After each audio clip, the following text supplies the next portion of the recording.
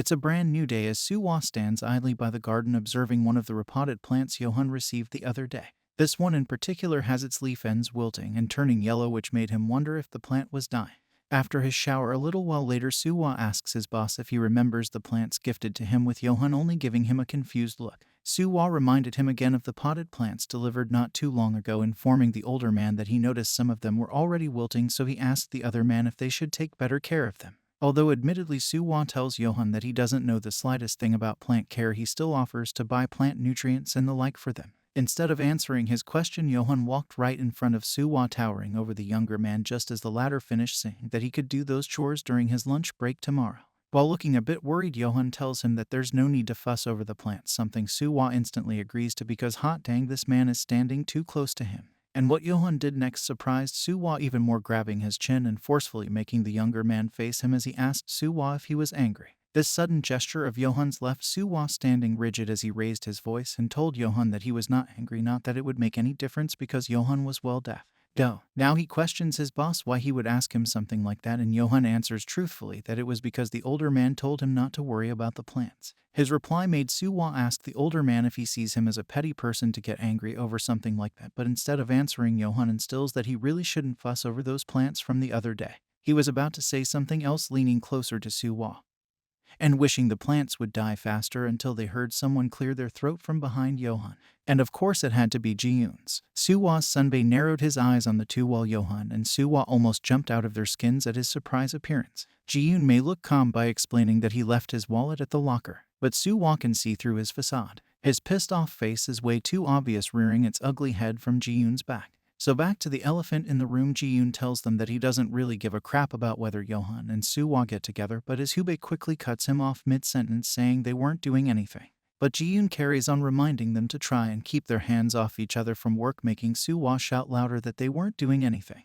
This time the younger man pries himself away from Yohan's grip and urges his sundae to leave, making Ji-yoon insinuate that they must be hellbent on continuing where they left off as soon as he is gone.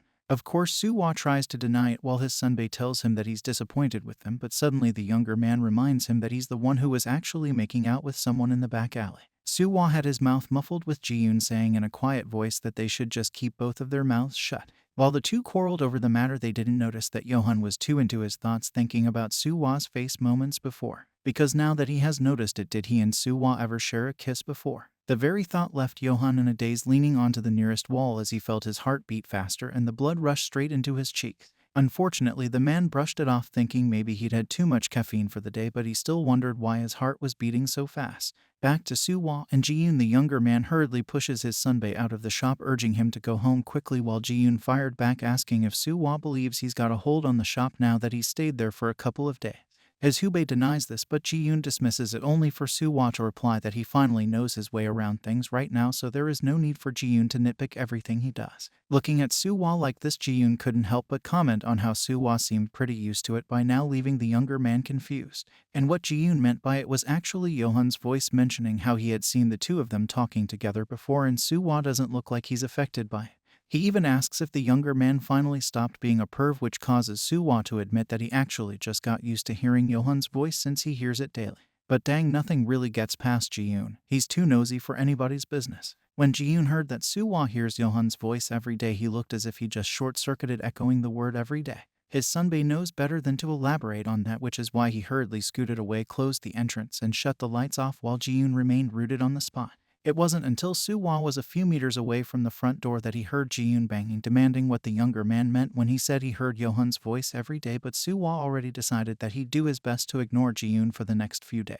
But Ji-yoon was not the type to give up, so he banged hard on the doors, calling for Soohwa when the latter felt his phone vibrate inside his pocket. As he fished it out, he wondered if it was Yohan who had sent him a text, only to see that it was from his landlord. The older man contacted him, asking to peek at his unit since water seemed leaking from it, and adding that some necessary construction may be needed.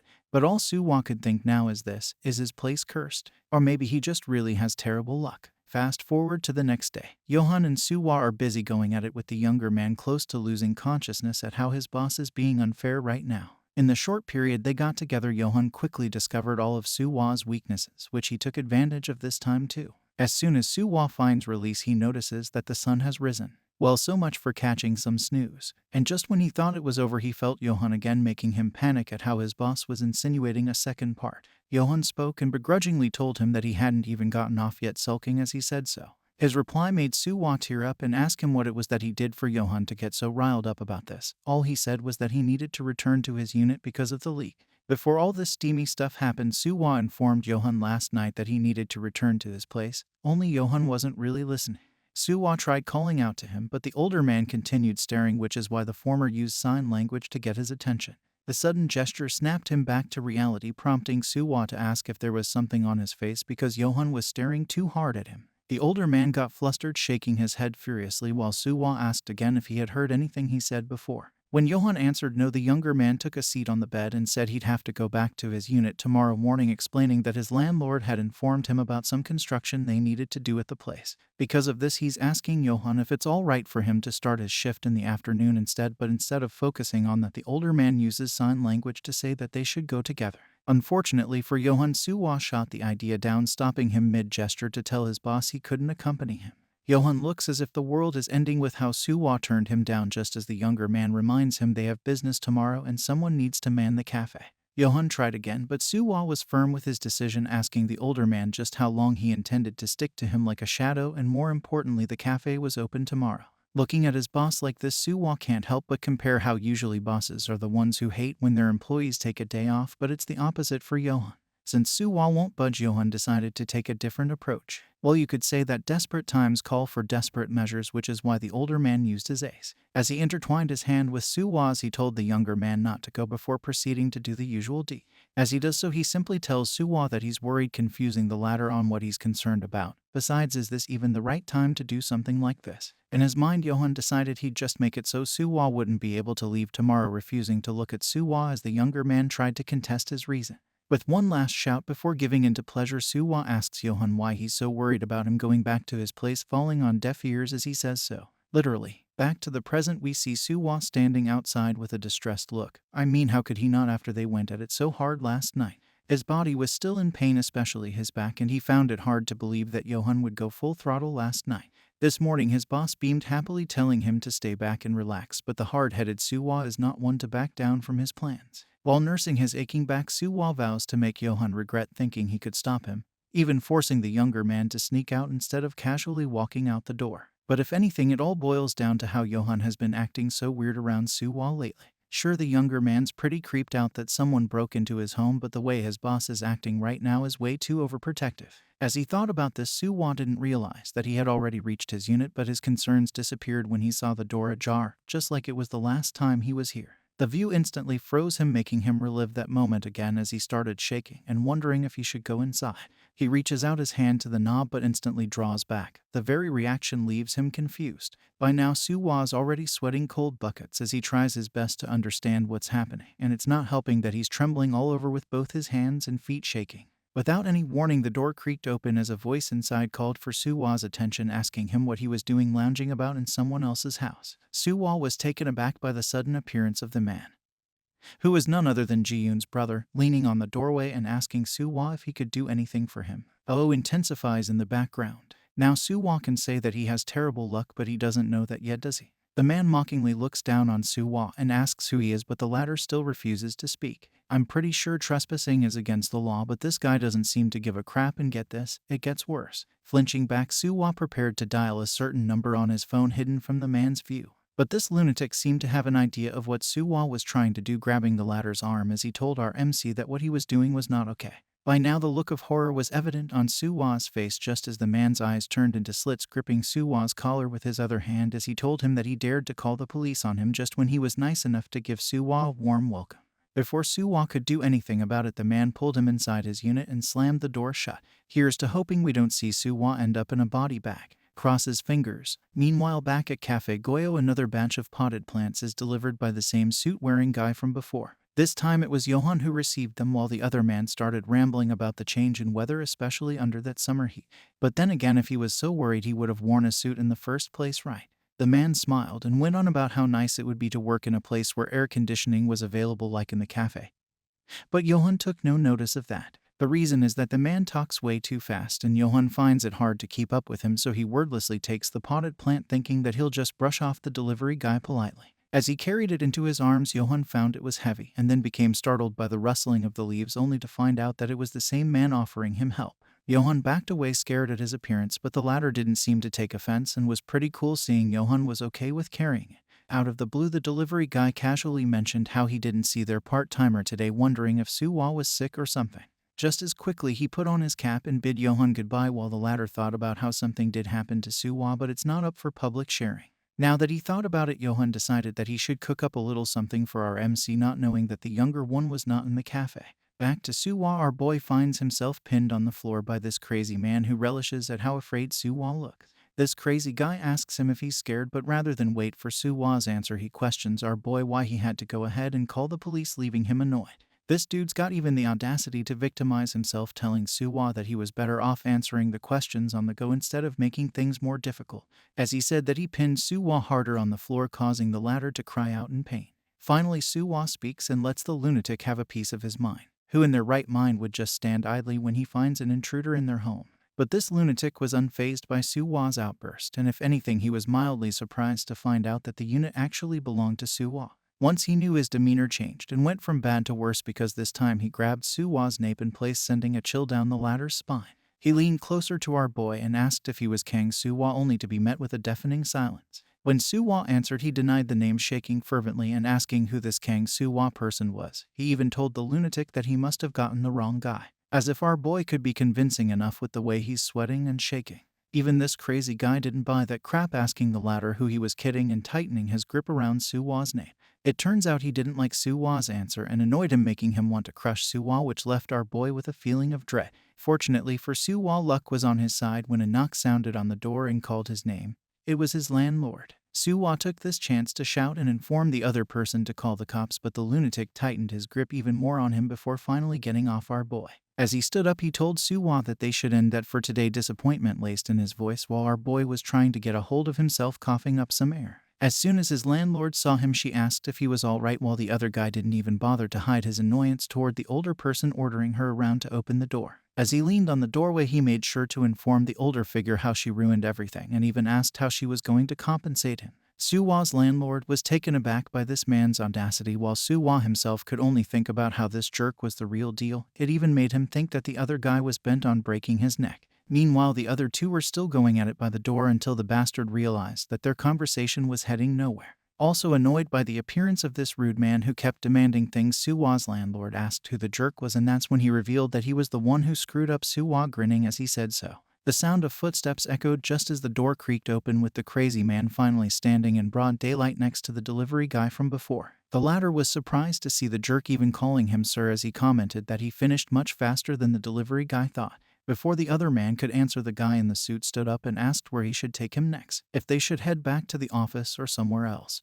But he never got to finish his sentence once he saw the other man gritting his teeth in anger. Without warning, the lunatic really did go nuts and started kicking the potted plants, causing the guy in the suit to tremble in fear as he asked if something was the matter. With his anger management issue, are we even surprised that this bastard took Yohan's hearing and threatened Soohwa? What a psycho. Thankfully, kicking the potted plants seemed to calm this jerk down, explaining how he had to leave because someone intervened with his business. Still, the guy in the suit pointed out that it's not enough reason to go around smashing everything and ordering him to clean up after him. In a retort, this jerk says that since the other man knew how things were, he should just quickly get to it, making the delivery guy laugh as he reminds the former that he's been the one delivering the plants to the cafe these past few years, as he called him Master B. Finally, we have a name attached to this unhinged figure. Now, if only they dropped the name of this delivery guy. This lunatic is being Ji-yoon's younger brother and the man responsible for Yohan's hearing loss. Back to their dialogue, Being glares at the delivery guy's comment about the delivery, saying he couldn't deliver those plants personally because he was not in Korea at the time. But the older man's already squatting and cleaning up after Being with a long face, pointing out that he's not the young master's errand boy. He's a member of K Group's secretarial staff. To this end, Being rebuts that he gets paid, and the delivery guy clarifies that it is Being's mother who pays for it, paired with a handsome bonus. Since the lunatic couldn't rebut that, he just ordered the other man to clean up, which the latter did with disinterest. The delivery guy went on to explain how the secretary's office is usually in a state of chaos because of the two of them babbling about how he has other work to do, and yet Being calls for him to deliver those plants. But he's not alone in this boat because the delivery guy lets slip that Ji-yoon calls for Numwoo daily too, making Byung pat the delivery guy on the shoulder to get his attention. The sudden gesture cut him off mid-sentence as he tells Byung that he's not complaining. It's all in a day's work after all. When Byung grips his shoulder hard and asks if the other man just mentioned Ji-yoon's name, that tone drop indicated he was about to get into trouble. He smiled as he feigned ignorance and asked Byung if he had said Ji-yoon's name. But in his mind, the delivery guy's already having flashbacks to how his sister gave him a mouthguard knowing he'd get decked for not being able to keep his mouth shut. Now he's wondering if Byung will really smack him since his master looks really angry right now, already bracing himself for the worst while also hoping that this will be considered an occupational injury. Surprisingly, Byung just huffed and mocked him for being a wuss as he removed his grip on the older man's shoulder and told him that he was not going to smack him. Since he got off the hook, the older man used this opportunity to ride with what Byung said, saying that he was also just making a big deal out of nothing, but in his mind the delivery guy thought that his master was ready to deck the living daylights out of him moments ago. Byung changed the topic and asked if the older man had any idea of what Ji-yoon had been up to with Numwoo lately, but the delivery guy said that he knew just as much as Byung did and if possible to keep everything he said a secret from Ji, knowing that the latter will probably make him plant food. Speaking of plants, the older man asked Byung how long he needed to deliver those plants, suggesting that it was about time Byung had had enough. He even suggested that maybe Byung could deliver those plants personally to the cafe since he's finally back in Korea, begging his boss to ease off him a little bit. In a quiet voice, Byung told the other man that he couldn't go to the cafe, which prompted the former to ask why. But before his boss could answer, the delivery guy went ahead and ran his mouth, saying that Byung must still have some feelings toward Yohan, taking pride in himself for being an expert at things like this. And for that, Byung really punched him in the face, mocking him for even daring to mention lingering feelings. The older guy, on the other hand, could only nurse his swollen cheeks, swearing at the company and at the same time agreeing to whatever Byung said. They were so caught up in their conversation that they didn't hear the approaching footsteps from behind until the door slammed open just as Byung was about to say something about the cafe. He didn't get to finish because Soohwa told him from behind that if Byung thought what he did was enough to scare him off, then he needed to do better than that, while also calling him a psychopath. As he said this, Soohwa did a slide kick, making Byung fly off the ground while he ran off, laughing at the lunatic for landing on his butt. Before he made his full exit, Soohwa told Byung that the next time they met it would be at the police station. He then proceeded to call the cops as he went running away from the two. The delivery guy stood dumbfounded by how fast things went, looking at his boss, who was still on his knees while cursing Soohwa, before bursting out in laughter. But he quickly put a lid on it as soon as Byung threatened to bury him 6 feet under if he didn't stop laughing. Of course, the delivery guy did his best, but he was still giggling at the absurdity of it all just as Byung ordered him to drag Soohwa out of the cafe by all means necessary. A murderous glint is seen in Byung's eyes as he tells the other guy that he should have crushed Soohwa when he had the chance earlier. But all the delivery guy could think of was how he'd be working overtime again, regretting his laughter from a while ago. As for our homeboy, he finally finds himself resting in the middle of the crowded streets, allowing himself to take a breath now that he called the cops and circled back in case he was being followed. Soohwa thinks that he must have lost him by now, right? Remembering how Byung looked smugly when he said he was going to mess Soohwa up with no good reason gave our boy the creeps. That being said, Soohwa decided that there was no way he was going to sit still, while also debating if he should head back to the cafe or spend more time wandering outside. Suddenly, he felt 2 taps on his shoulder, causing him to smack the person behind him while also calling the other figure a psychopath for stalking him. It would have been a good reaction had it been Byung, but unfortunately for the two of them, it was actually Ji-hae. And the dude still smiling too despite receiving a punch head on. Ji-hae greets him when suddenly blood drips down from his nose as he tells our boy how he saw Soohwa running around thinking someone was after him. Because of this, a concerned Ji-hae decided to follow him and ask if he was okay, but Soohwa was already trembling from accidentally hitting Ji-hae's face. A madman was after him. Could you blame him for being so anxious? Ji-hae apologizes for scaring Soohwa, but it was the latter who was feeling very sorry for what he did.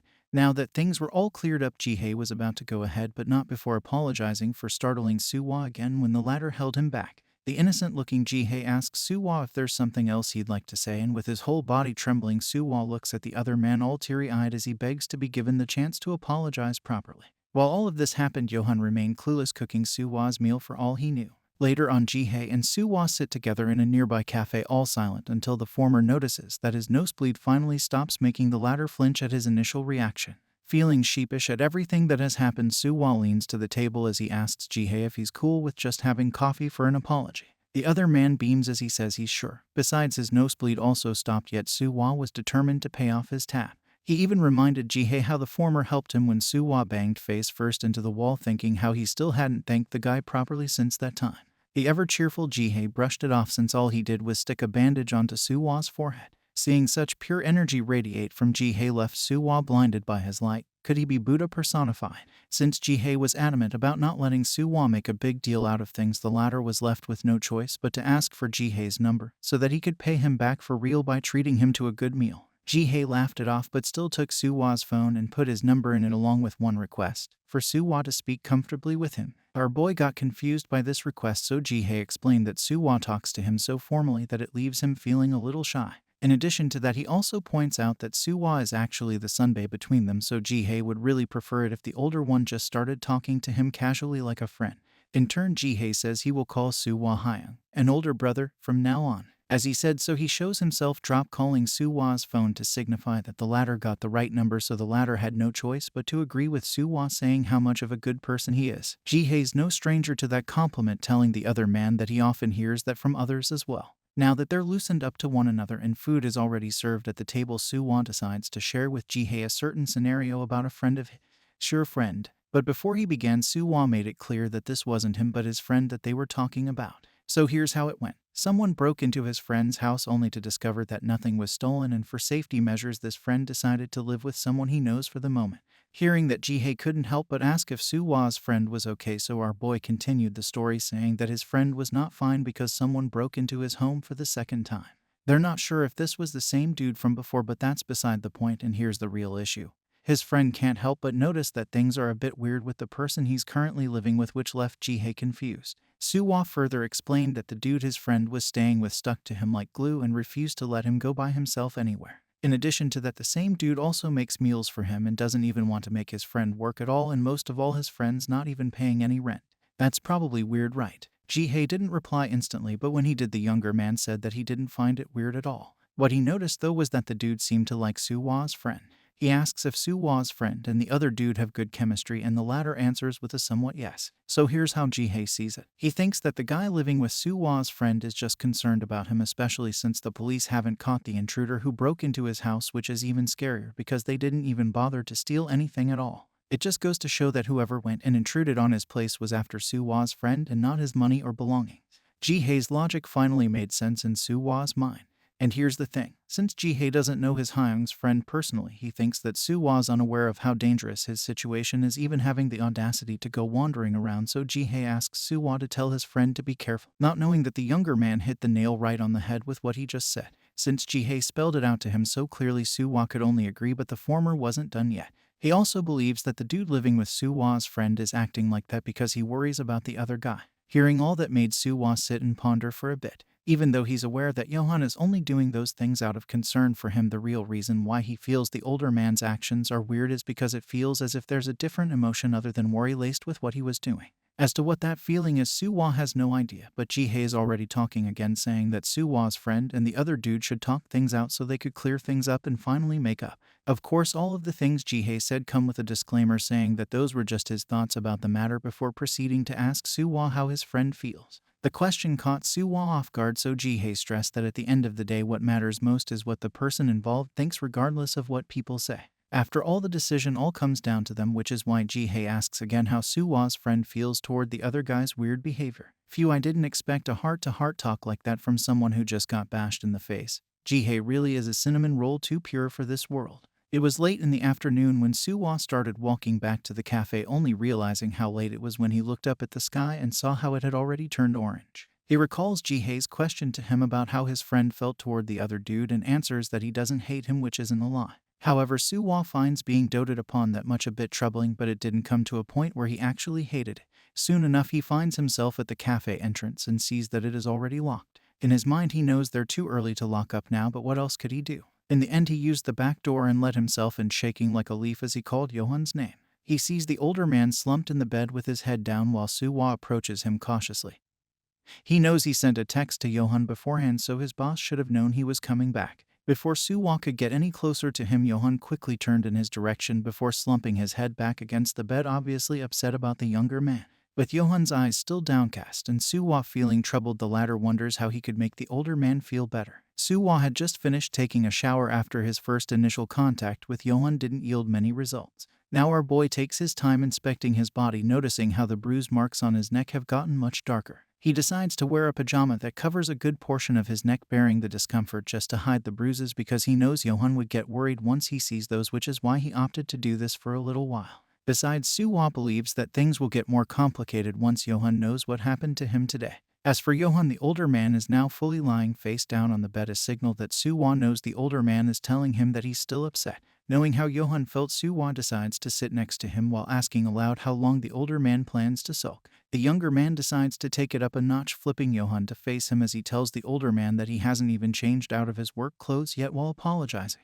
Despite these efforts to communicate, Yohan not only refuses to talk to him, he won't even look at Soohwa, the latter finally experiencing the cold shoulder of his boss. Finally, he's had enough, so Soohwa slams his hand against the side of Yohan's face, telling the older man that he should at least look at the people trying to converse with him, catching Yohan by surprise. Soohwa was determined to fix things, so he apologized again for leaving without telling his boss, but he wondered why Yohan was making an issue out of it. He couldn't understand why the older man was so upset. Our boy stands his ground, saying he doesn't need Yohan's permission to go in and out of his place, which Yohan agrees to in his mind.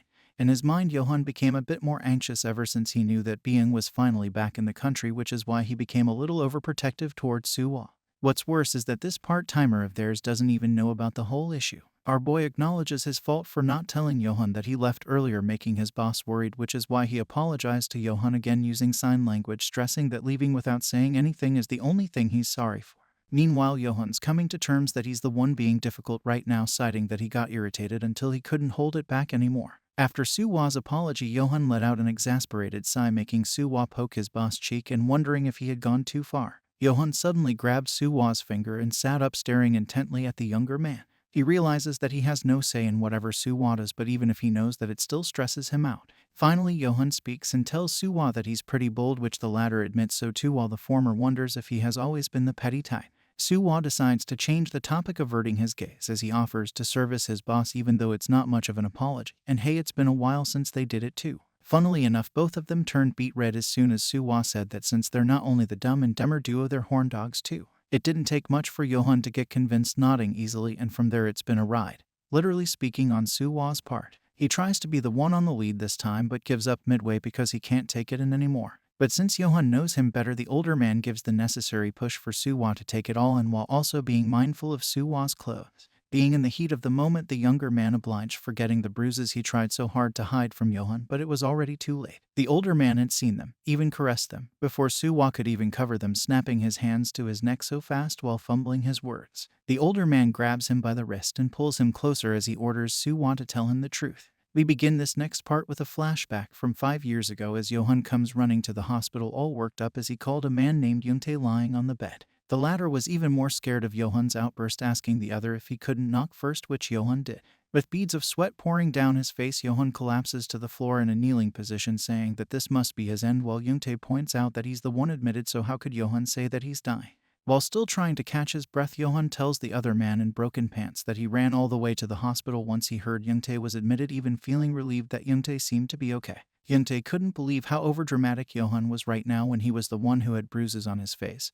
Besides, he told the bigger man that he wasn't that hurt. Apart from that, the jerk responsible for hurting him decided to settle it with a huge amount, so he's just going to put this whole ordeal on the back burner. Yohan listens, intently relieved to hear that when Yoontae added that the guy also told him not to get any closer to Yohan anymore, because if he continues to do so, then he'll make it so that Yoontae will get hurt. The way the dude said it made Yoontae compare it to a line out of a thriller movie, but the latter said that he wouldn't do that anymore, especially since he saw how dangerous the jerk was. In a quiet voice, Yohan told his friend that he did the right thing, and that's when Yoontae decided to ask if he was not the first person to experience such a thing, right? He went ahead and listed a couple of names such as Da Yoon-hae, Youngmin, Jae Seok-ju, and even Songmin.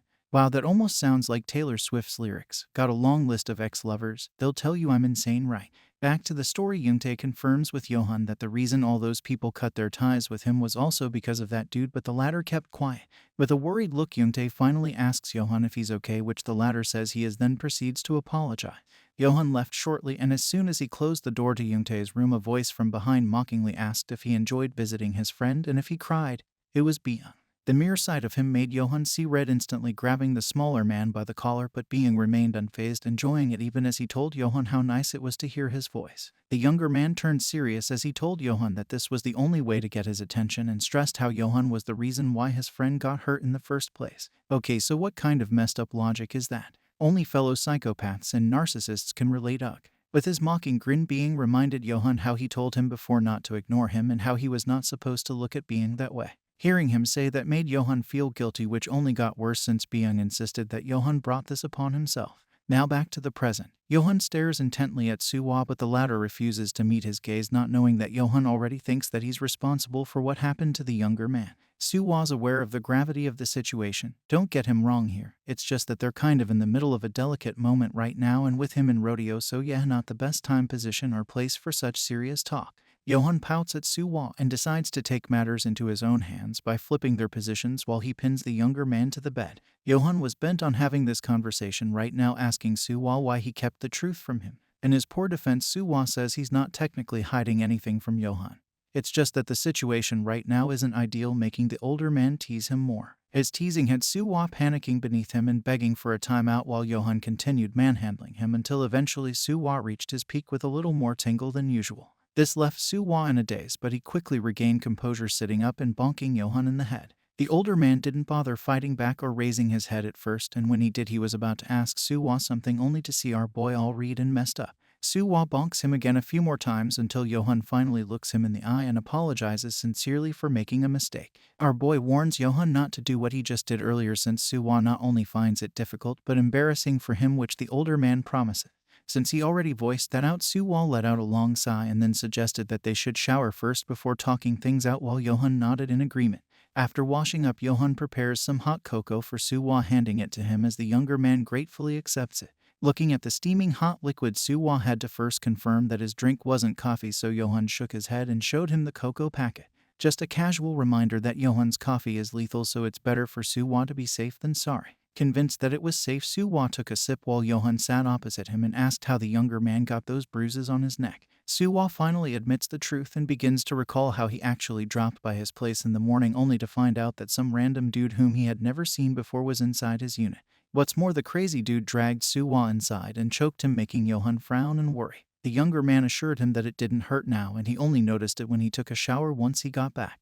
Yohan could only facepalm upon finding out what really happened, while Soohwa averted his gaze from him. But for what's it worth, Soohwa told Yohan that he wasn't a pushover and even fought back, landing a hit on that lunatic before he managed to escape. Now that revelation made Yohan stand from his seat, shocked at how this man could be so bold. In Soohwa's defense, that crazy dude was the one at fault, so how come it was Soohwa who had to adjust running scared and avoiding the former? Sure, he was scared at first, but now that Soohwa has thought about it, recalling the event just makes him angry, while Yohan can only furrow his brows further as he listens to the story. In the end, he sat right back in his seat, slumped his head on the table, and told Soohwa not to do something so reckless like that again. He had so much more to say but decided against it, which left him trembling. Back to Soohwa's story, he asks if anything else happened after, and the younger man continued by saying he immediately called the police while on the run, and his landlady informed him that she'd handle the construction from there. Just then he also remembered something curious. The crazy guy actually knew Soohwa, sharing with Yohan how the said jerk came to screw him up, even if our boy had never met that man before. And now that he has thought about it, he can't really recall doing something so horrible that someone would bear a grudge against him.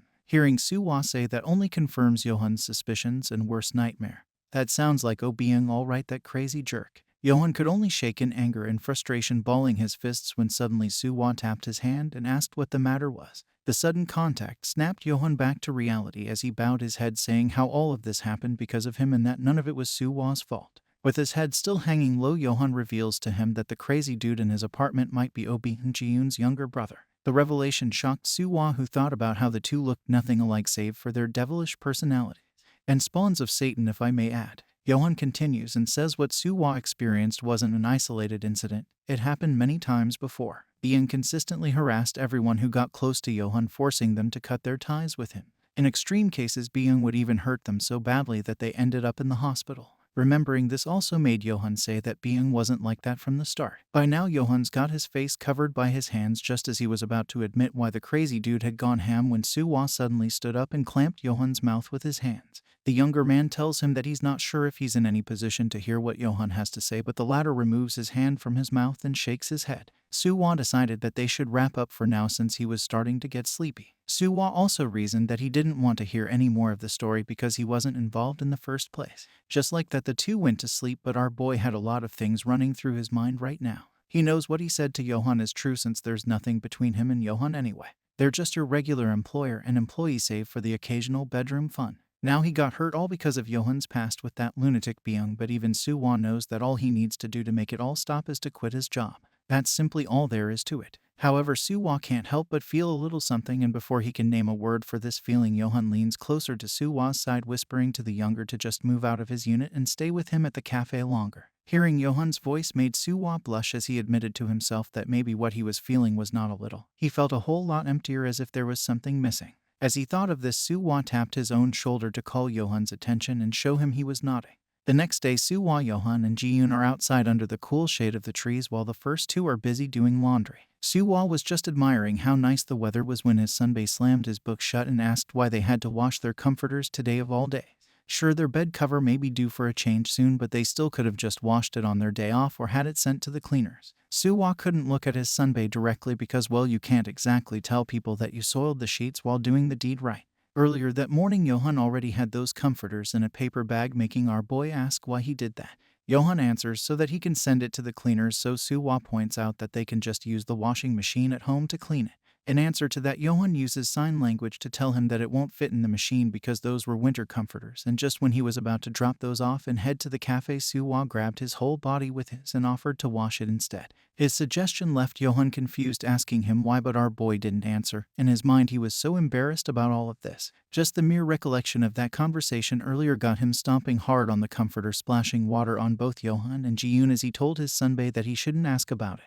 This obviously annoyed Ji-yoon, so he wiped the water off his face before he asked Soohwa what was on his neck because he found it so shabby. Soohwa instinctively covered his neck defensively, saying that he didn't want to wear it on purpose and that it was all Ji-yoon's little. Well, Soohwa didn't finish his sentence and only stared at his sunbae. In his mind, our boy wondered if he should bring up what Ji-yoon's little brother did to him, while Ji-yoon continued to hound him and finish what he meant by his little something. But our boy still couldn't find the right words to say because he didn't want to talk smack about Ji-yoon's family, and at the same time what happened to him wasn't something he should hide from others. Ultimately, Soohwa decided that he wouldn't spill, for now telling Ji-yoon again not to ask him about it, which annoyed the latter even more. This time Ji-yoon levels with Soohwa, and with a threatening stare he reminds the younger man how he ignored him at the cafe that one time, prompting him to question Soohwa why he did that. Again, our boy just tells his sunbae not to ask, but Ji-yoon has had enough. He tackles Soohwa, making the younger flail around.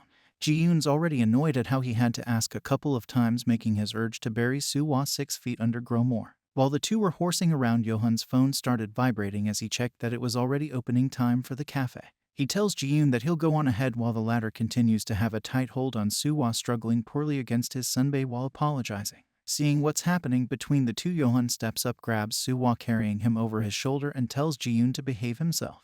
Soohwa was surprised at the sudden gesture, but none more so than Ji-yoon, who quickly agreed to what Yohan said. Moments later, Soohwa finally finished washing the comforter and had it hung out to dry, exhausted as heck, while Ji-yoon congratulated him for a job well done. Even though Soohwa's the one who did manual labor, he can't help but notice how grim his sunbae looks with his hand over his face. Ji-yoon could only reply vaguely that Soohwa wouldn't understand how much of a shock he was in right now, muttering about how he raised Yohan with so much love and care. Looking at his sunbae like that, Soohwa decided to tell him the truth and opened up about Ji-yoon's little brother. He began by saying how he knows Ji-yoon's brother is not only responsible for Yohan's hearing loss, but that he also hurt the people who tried to get closer to Yohan. Ji-yoon was quiet for a moment before glaring at Soohwa as he questioned the younger man if he had asked Yohan all about this. The look on his sunbae's face left our boy scared, explaining that Yohan just happened to tell him all about this and that there's nothing else he knows about. Minor things aside, Ji-yoon now turns to Soohwa and wonders aloud why he's asking all of these questions. Our boy said that he did it out of curiosity and was wondering how all the people his little brother hurt were doing right now. Ji-yoon was quiet for a moment before saying that they were all fine, making Soohwa release a breath he never even noticed he held back. Thank God, at least all of them are still alive, right? However, his sunbae also added that after everything that had happened, every single one of them had cut ties with Yohan, which prompted Soohwa to ask why. Ji-yoon admits that he doesn't know, though he has a hunch that all of them got scared. Truthfully speaking, he's annoyed at how they all left Yohan hanging, but he can't exactly blame them when a madman just threatened the heck out of them. In the end, he knew every one of them only wanted to look out for themselves, so there's that. Counting those people out, Ji-yoon tells him that there's only one person left in Yohan's life, Ji-yoon himself. But now that Soohwa's there, that makes two of them. With all that being said, his sunbae tells him that if his little brother starts to bother him, he should say so right away, even saying that he'll send a photo so Soohwa knows what he looks like. Hearing all about this made Soohwa clench his fist in anger. He gritted his teeth thinking that he didn't want to get involved in all of this drama, but now that he knows a bit more about what happened, he's getting more pissed. And because of that, Soohwa decided to tell Ji-yoon the truth about what happened to him. This time around, we shift our focus to a pair of feet walking along the sidewalk as a man on a call tells the person from the other line to figure something out, and yes, this man is none other than Byung himself, judging from how snappy his answers are. The man on the other line laments at what he needs to do, talking about a certain someone we presume is Soohwa, who never leaves the shop and sticks to Yohan like glue. In an annoyed tone, Byung orders the other man to just get a move on Soohwa since he's confident in the other's skill, but the man finds the idea ridiculous. Byung was about to remind him of his place when Ji-yoon suddenly appeared, taking the former's attention away from the issue while his older brother gave him a curt nod. In the end, Byung dropped the call to focus on Ji-yoon greeting the older man and wondering why he came looking for him first, which is a pretty rare occurrence. Ji-yoon only stared at him in answer before asking if Byung really had no idea why he went to him now. A hole that he is. Byung nonchalantly says that he doesn't know, making the older man tick. Ji-yoon releases a sigh before glaring at his younger brother and asking what he did to Soohwa. At the mention of our boy's name, Byung just asked if Soohwa snitched on him, but Ji-yoon ignored this and told his brother to just answer the question. Moreover, Ji-yoon also brought up how Byung had been pretty quiet a month after he got back in Korea, making the older man wonder why this psycho was wreaking havoc now. Byung could only scoff at Ji-yoon's assumption of him behaving himself before moving closer and mocking Ji-yoon for losing his touch after he had gone. Seriously, is there anything else this Byung does other than ruin lives and mock others? With a sly grin, Byung asks Ji-yoon if he has any idea what this brother of his has been doing in the past month, making the latter ask what he means. Byung mentioned all the part-timers in their cafe who just passed through that month, even mentioning how his older brother was more generous to them than he usually was, which is why the lunatic decided to make things how they were back again. Leaning even closer to his brother, Byung shoves his finger on Ji-yoon's chest as he says that Soohwa's the only one. In a blind rage, Ji-yoon grabs Byung by the collar, the latter enjoying his reaction because it seems like his brother likes Soohwa a lot.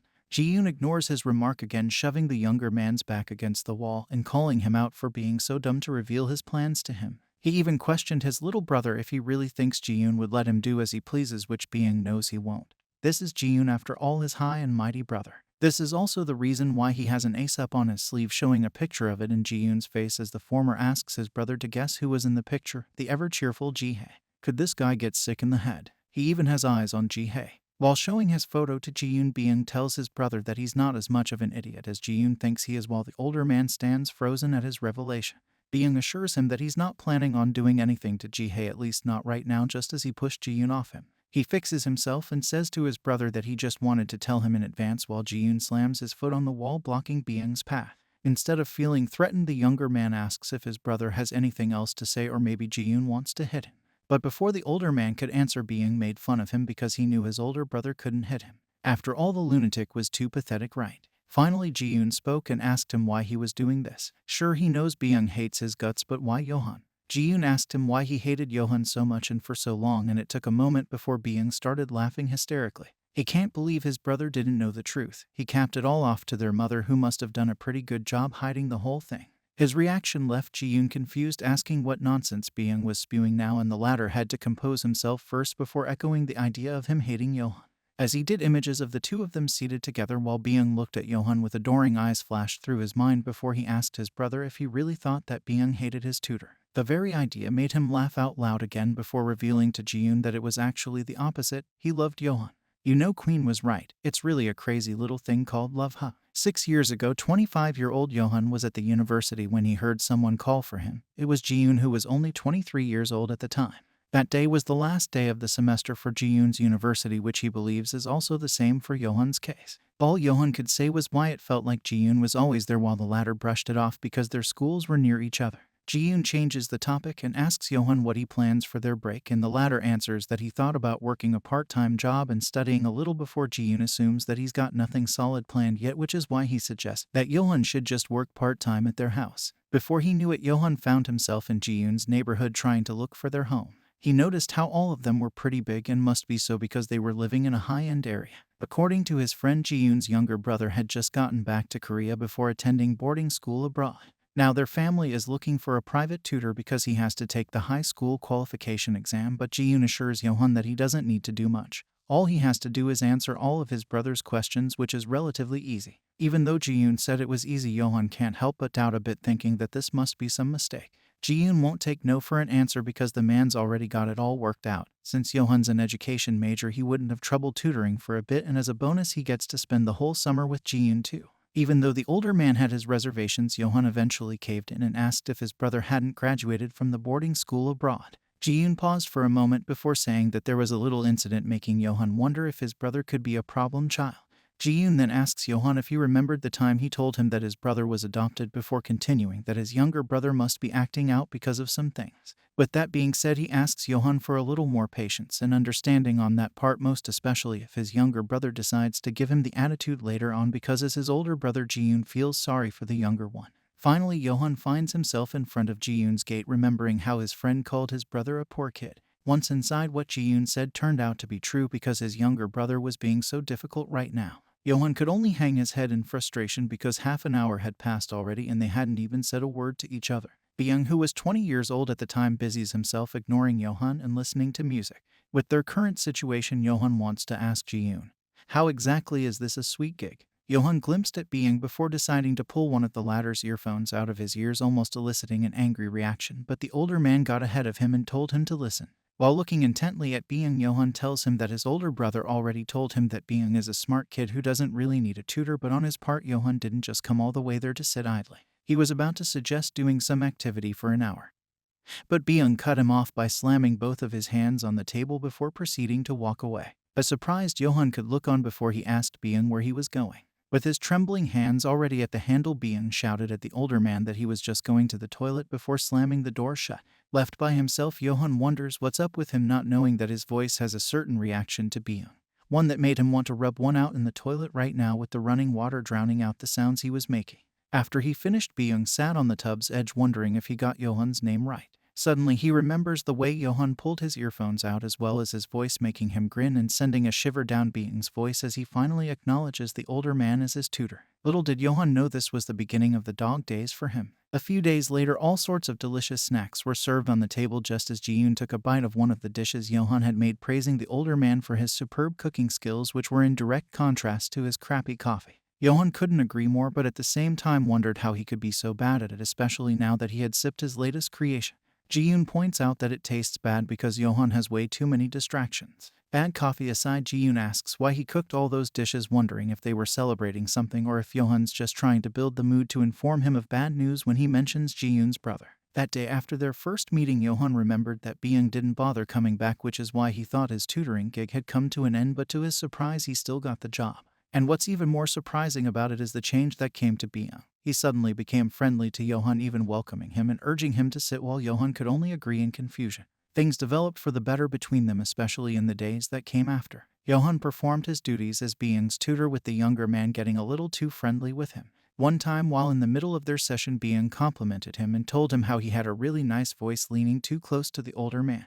Yohan was shocked by their proximity and the random compliment, while Byung told him that his voice was so nice he couldn't believe Ji-yoon managed to keep his hands off him all this time. But then again, maybe it was just him. Yohan was confused with what he said when Byung suddenly grabbed his hand and told him to talk about other things, not noticing how Yohan was already freezing up at the unsolicited touch, not to mention they were still in the middle of study. But Byung wouldn't budge, urging him to talk about anything at all, like his hobbies or the like. Yohan took this chance to remove his hand from Byung's before telling the younger man that he likes to grow plants, making the latter lean back in his seat at how boring this was. Still, he humored Yohan and asked why he was onto plants, and the older man revealed that he actually wanted a small pet, but for some strange reason animals didn't like him at all. Meanwhile, Byung lets Yohan ramble as much as he wants, eager to just listen to his voice, until it occurs to him that he should just record the older man's voice because it's a hassle to keep the conversation going. Back to Yohan's rambling, Yohan said he decided to focus on growing plants, describing how a sprout smaller than his fingernail could grow more and more each time you tend to it. He even said that some of those sprouts even grew up to become bigger than him, while Byung chimes in dryly about how amazing it was. But Yohan was already excited, saying Byung should try it too, but the latter didn't find any appeal in them. If anything, he should be heading to the bathroom by now, until he saw the look on Yohan's face. The older man was smiling to himself, thinking about how pretty plants were catching Byung off guard. When Byung spoke, he told Yohan that he must like caring for things, which the latter happily agreed to, saying how much he liked it. But what he said was just done, and he did it for Byung, who was now blushing and trembling again, slamming his hands on the table as he sprung from his seat. Yohan asks where he's off to this time, and Byung answers in the bathroom, leaving Yohan confused because that's what happened last week too. Back to his time with Ji-yoon, recalling all that made Yohan hang his head low while his friend gave his share of coffee to him under the excuse that he was now full. Yohan tells Ji-yoon that his brother is smart, but in his mind telling his friend that his brother's a little weird won't do well. With a sigh, Yohan just said that he shouldn't have taken this job after all, but Ji-yoon looked at him threateningly, saying that he shouldn't mention those words in front of his employer. Ji-yoon also begs him to just hang on until the summer because he doesn't know anyone else who could help him with this, making Yohan cave in once more to his friend's request. At their next meeting, Byung became bolder, touching Yohan's thighs as he told his tutor that he didn't understand a certain problem.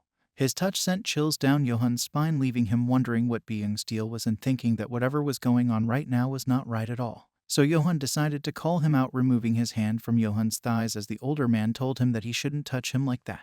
He explains that even if he's a man, Byung just can't do that to other people as well, especially now that he's an adult, but Byung cuts him off mid-sentence, telling him to say it again.